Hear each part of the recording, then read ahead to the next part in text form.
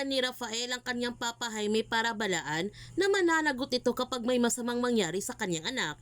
Ang sabi ni Jaime, napakaswerte naman ni Moises na may ama siyang tulad sa kanya na handang ibuwis ang buhay para iligtas ang anak. Ang sabi ni Rafael na gagawin niya ang lahat para iligtas ang kanyang anak kahit buhay pa ang kanyang kapalit nito. Dumating na nga sina Rafael at Eleazar sa resort ni Mia Lorenzo.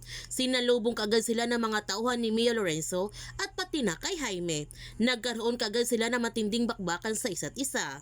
Nabaril naman si Lazar dahil iniligtas niya si Grace, ngunit hindi naman matindi ang tama ni Lazar at patuloy itong nakikipaglaban sa mga tauhan ni Mia Lorenzo at sa kanyang kuya Jaime. Sa pagkakataon na ito, nagkaharap na nga sa isa't isa sina Mia Lorenzo at si Rafael.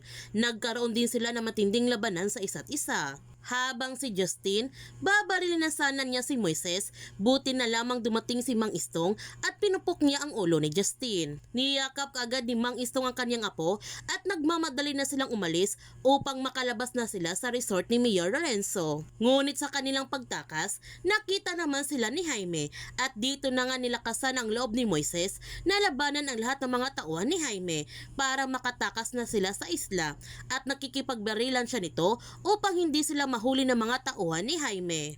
Makakatakas pa kaya sina Mang Istong at Moises? Yan ang ating aabangan sa Pamilya Sagrado. Kung bago ka pa channel ko, don't forget to like, subscribe, and click notification bell para palagi kang updated sa mga videos in-upload ko. Thank you for watching and God bless to everyone.